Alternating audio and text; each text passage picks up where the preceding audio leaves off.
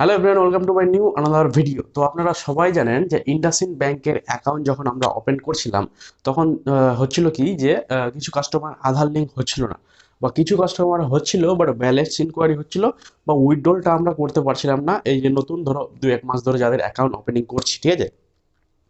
এবার কি হয়েছে, আমাদের আরডিসিএস দেখবেন যে পরশু দিন একটি নতুন আপডেট নিয়ে এসেছিল। সেটা হচ্ছে কি, নতুন নতুন অ্যাপ নিয়ে এসেছিল, সেটা ভার্সন রয়েছে এটা। আর কি যে তোমাদের এই অ্যাপটাতে যখন আমরা অ্যাকাউন্ট ওপেনিং করি তখন সবার শেষে যখন আমরা সব নাম ঠিকানা A to Z fill up করে সবার শেষে দেখবেন যে অ্যাকাউন্ট ওপেনিং অপশন করার ওপেন করার তার আগেই একটা রয়েছে এপিএস এনাবল বলে একটা অপশন, ইয়েস ইয়া নো।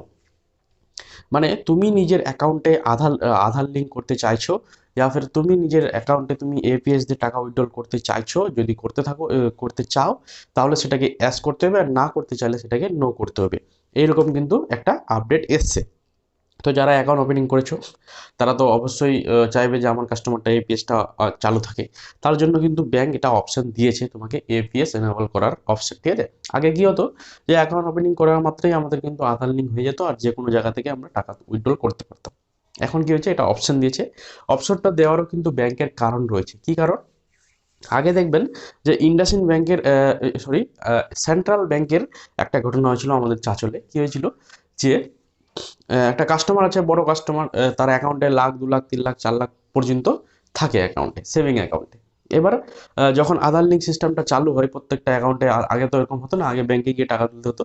তারপরে যখন এপিএস কোম্পানি আসে, বা ধরো 5-6 মাস পরেই যখন এপিএস কোম্পানিটা একটু বেশি চালুতে হয়ে যেতে চাললো, বা এবার 2 নম্বরিও করতে চাললো অনেকজন, ঠিক আছে। 2 নম্বরই করছে করছে প্লাস তোমার ফিঙ্গারও ডুপ্লিকেট করছে, এইরকম হয়ে গেল। তখন সেন্ট্রাল ব্যাংকের সবারই কি হয়েছিল যে আধার লিঙ্ক করে দিয়েছিল প্রত্যেকটা কাস্টমারই। এবার একটা কাস্টমার ও আধার কার্ড দিয়ে টাকা উইথড্রল করে না, ও শুধু ব্যাংকে গিয়েই লাখ 2 লাখ 1.5 লাখ অবধি টাকা উইথড্রল করে, বা 50,000 টাকা করে সেই ফর্ম ভরে বা চেক ভরে, ঠিক আছে। এবার ওর যখন আধার লিঙ্ক হয়ে যায়, ও কি করে অন্য জায়গায় তার ফিঙ্গার দেয়। ধরো কেউ জমি রেজিস্ট্রি করতে গেছে, বা হয়তো কোনো জায়গায় আলাদা আধার কার্ড করার জন্য কাজে গেছে, ঠিক আছে। সেখানে তার ফিঙ্গারটা দেয়, এবং ফিঙ্গারটা দেওয়ার পর সেই ফিঙ্গারটা তার ডুপ্লিকেট করে নেয়। ডুপ্লিকেট করার পর সেই তার ব্যাংকে যত টাকা আছে সব 10 10 10 10 করে উইথড্রল মারে শেষ করে দেয়। আগে কি হতো, আধা ঘন্টার অবধি ট্রানজ্যাকশন কি এরকম নিয়ম ছিল না, বা দিনে একটা ট্রানজ্যাকশন এরকম কিন্তু কোনো এনপিসিআই নিয়ম ছিল না। আপনি যতবার উইথড্রল করবেন ততবারই আপনার ফিঙ্গার দিয়ে টাকা উইথড্রল হচ্ছিল, ঠিক আছে। আগে বলছি, কিন্তু এখন না। এখন তো অনেক ধর কারণ লাগিয়ে দিচ্ছে যে দিনে একবারই উইথড্রল করতে পারবে। তো তখন কি হয়েছিল, সে ব্যাংকে গেছিল, ব্যাংকে গিয়ে বলছিল ম্যানেজারকে যে আপনাকে কে পারমিশন দিয়েছে আমার ব্যাংকে আধার লিঙ্ক করার।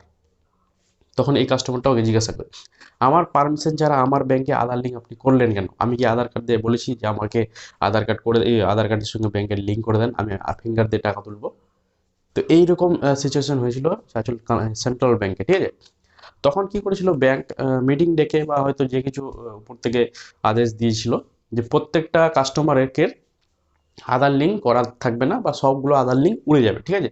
যত সব সেন্ট্রাল ব্যাংকের আমাদের চাচল রয়েছে একটারও কিন্তু টাকা উইথড্রল হয় না, টোটালি একদম আধার লিঙ্ক কেটে দিয়েছে। এবার যদি কোনো কাস্টমার বলে যে হ্যাঁ স্যার আমি ব্যাংকে আসতে পারবো না, আমার বাড়ি অনেক দূর, ব্যাংক অনেক দূর, আমার যাতে আসতে অসুবিধা হয়, তো আমাকে আধার লিঙ্কটা করে দেন। তখন তাকে একটা ফর্ম ফিল আপ করে সেই আধার লিঙ্কটা করায়। সেরকমই কিন্তু অপশন দিয়েছে আমাদের ইন্ডাসইন্ড ব্যাংকে।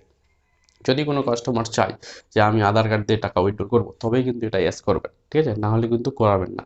আর কি যে এরকম এখন অনেক ব্যাংকই নিয়ম করে দিচ্ছে আপনারা আধার কার্ড দিয়ে টাকা তুলতে পারছেন না। স্টেট ব্যাংকেও অনেকটা দেখবেন কিছু কিছু কাস্টমার উইথড্রল হচ্ছে, কিছু কিছু কাস্টমার 59 দেখাচ্ছে, ঠিক আছে।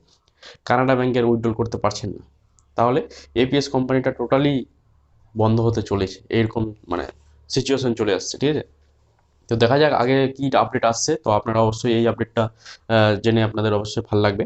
আরেকটা কি হয়েছে, ইন্ডাসইন্ড ব্যাংকের দেখবেন যে ইকেওয়াইসি বলে একটা অ্যাপ বার হয়েছে, এই টাইপের, যেটা আমি তো আপনাদের এখানে দেখাচ্ছি। এটা টোটালি কিন্তু ফেক। এর আগে আমি ফেক নিয়ে অনেক ভিডিও বানিয়েছি, সেখানে ভিডিওগুলো দেখে নেবেন।